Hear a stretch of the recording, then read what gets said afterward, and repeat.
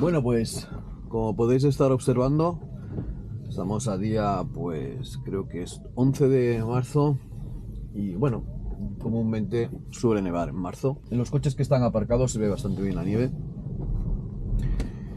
Y bueno, vamos a hacer un trayecto a casa y mientras que voy para casa quería pues hablaros un poco sobre cómo elegir un coche eléctrico, ¿vale? Muchísimas veces pues vemos que tiene pues muchísima importancia la autonomía a la hora de comprar un coche, sobre todo cuando hablamos de vehículos eléctricos. Si hacemos un poco de memoria, las personas que seáis más o menos pues de mi edad, que tengáis pues algo más de 40 y pensáis en el primer coche, si hacéis por ejemplo el carnet con 18 años, pues me acuerdo que el primer coche que compré, cuando saqué el carnet, ni siquiera a las 2 semanas, pues la verdad es que mirabas el precio que te podías gastar por el dinero que tenías ahorrado y básicamente nada más. O sea, ¿qué coche me puedo comprar con este dinero? No me interesaba ni la autonomía, no me interesaba ni siquiera a la velocidad que corría, ni siquiera pensabas en consumos, nada. 4 años después, pues lo mismo, ¿no? Vas a comprar un coche y en ese momento pues lo que fuimos ya estaba, bueno, 4 años o 5 o 6, no es que no me acuerdo. Dice, bueno, este coche que tengo de soltero pues ya no es en condiciones para una familia y fuimos a mirar por otro coche. A mí soy una persona que me gustan bastante las berlinas, no me gustan tanto los coches subs. Lo veo que, porque claro, yo soy una persona que después hizo un aprendizaje, empecé a creer en las cosas que tienen que ser eficientes y sí, miraba un poquito el grado de eficiencia, aunque bueno, en los motores de combustión de toda la vida se sabe que la mayoría de lo que se genera en la combustión es calor y no movimiento, pero bueno, en los motores eléctricos pues mirábamos sobre todo mucho cómo se traducía la potencia del motor a lo que desempeñaba en fuerza y venía pues de una rama de que bueno, 90-80% en los años 2000 era algo normal en los motores que se montaban en todos los sitios para todas las aplicaciones para las que se usa motores. Digamos que con el coche pues miramos un poquito sí la eficiencia, pero al final tenía otras prioridades en aquella época. Cuando quería un coche que tuviese como mínimo 180-190 caballos, quería que tuviese un mínimo de un motor de 2,3 litros. Entonces, digamos que sabía que no podía ser muy eficiente en lo que sería consumos, ¿vale? Pero nunca miré la autonomía del coche.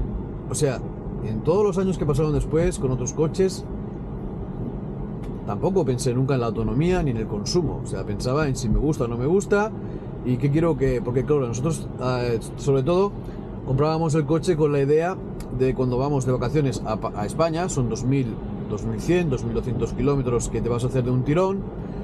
De un tirón significa sin dormir en medio. Entonces querías que el coche tuviese una cierta respuesta, sobre todo cuando hay puerto de montaña, cuando subes y bajas y etcétera, etcétera. O sea, sabes que el coche va a estar, quieres que vaya a 120 siempre, no quieres que cuando estés subiendo una colina que el coche empiece a perder velocidad, como hacía por ejemplo el primer coche que tuve, que entrabas en una montañita, entrabas a 130 y cuando llegabas arriba estabas cronando a 90, eso no lo quería. Y claro, en el coche eléctrico pues se da mucho valor a eso de la autonomía, ¿no?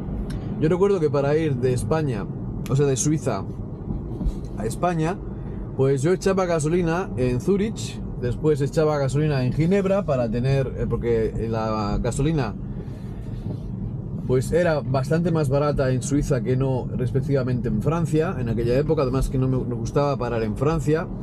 Y luego pues echabas más o menos entre Orange y Narbonne, echabas otra vez gasolina y después llegabas más o menos hasta lo que sería Barcelona-Lleida o sea, normalmente un poquito antes, ¿vale? Pero bueno. Y después volvías a echar un poquito de gasolina llegando a los Monegros y después más o menos echabas en... Pues no me acuerdo si era un poquito antes o un poquito después de Talavera, o sea que los primeros viajes que hice con el coche, independientemente de lo que fuese, gasolina o diésel, ya eran coches que hacían en teoría 800 kilómetros de autonomía. No llegaba. Después otro coche que tuve que marcaba en ciudad que hacía 1100 kilómetros, era un diésel. Pues poco más de lo mismo. Para ir de aquí a Galicia parábamos unas 5 veces para echar gasolina, porque claro, vas a 120, 130 kilómetros por hora, vas con el maletero cargado, también llevamos en ocasiones incluso una vaca. Y por eso, cuando hago este vídeo, lo hago refiriéndome a que, bueno, cuando hablamos de los coches eléctricos, la gente que se quiere quizás pues plantear comprarlo, tiene que ver que sí es verdad que para hacer un viaje largo, al día de hoy, con coches de ahora, o sea, de este año 2023, 2022, incluso hasta 2020, coches que tienen 3-4 años, tienen motores más pequeñitos, tienen otra tecnología, están más conceptados, más eficientes quizás que los que antes, creo que ahora son un 30% de eficiencia, los coches más nuevos, pero donde no está la potencia tampoco puedes sacarle mucho. Es decir, si vas con un coche súper cargado, con vaca y con remolque y con todo lo que tú quieras, pues tampoco vas a hacer grandes experiencias con los coches de gasolina y diésel. Y como digo, nosotros íbamos para 4 semanas, 3 semanas de vacaciones y llevas pues bastante material. Siempre hemos sido una familia de 5 personas, incluso a veces hemos ido incluso 7 en el coche cuando teníamos un 7 plazas. Y naturalmente las autonomías dependen también del peso del coche y etcétera, etcétera. Pero bueno, que nunca he ido un viaje a España en el que haya podido hacer 1000 kilómetros, aunque el coche en teoría lo hiciese. Lo que quiero decir es que es importante, cuando miréis las autonomías de los coches, que le quitéis siempre a eso del WLTP un 35% de lo que os muestran como mínimo y un 40% como máximo, para que veáis más o menos en qué se traduce el viajar con ese coche eléctrico.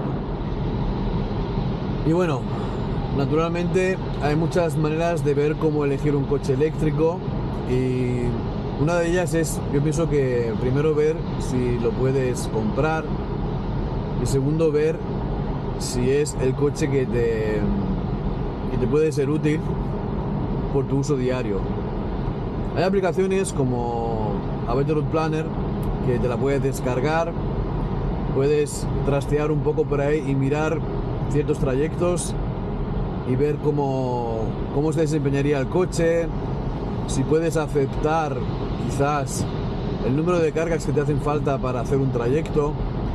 Pero vamos, que yo soy una persona que para cada 2 horas, 2 horas y media siempre, por el simple hecho de que pienso que el viaje es una cosa que se tiene que hacer relajada.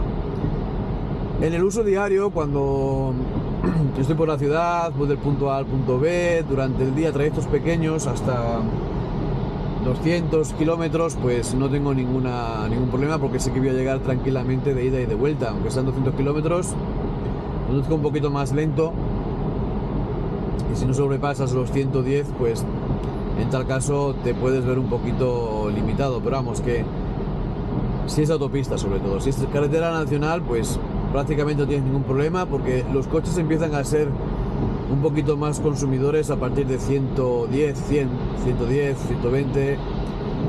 La diferencia entre 100 y 120 no es tan grande, ¿vale? Pero digamos que cuando pasas de 100 sí que notas que el coche empieza a consumir más.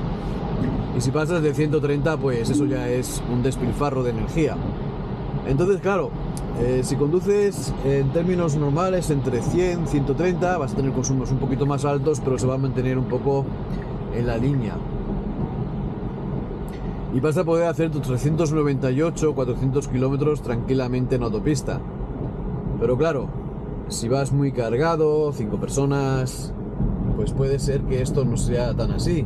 Tiene mucho que ver también con la orografía. Si tienes muchas cuestas arriba, pues el coche naturalmente va a gastar bastante más energía, y eso va a hacer que sea todo un poquito más complicado de poder llevar a cabo. Vas a tener después trayectos de 380, 370, 360 kilómetros, pero igualmente son 360 kilómetros, son 3 horas de conducción, y yo pienso que cada 3 horas como máximo habría que hacerse una pequeñita pausa, aunque solamente sea de 10-15 minutos, para, en primer lugar, cargar el coche eléctrico, y en segundo lugar para llevar un viaje un poquito más tranquilo.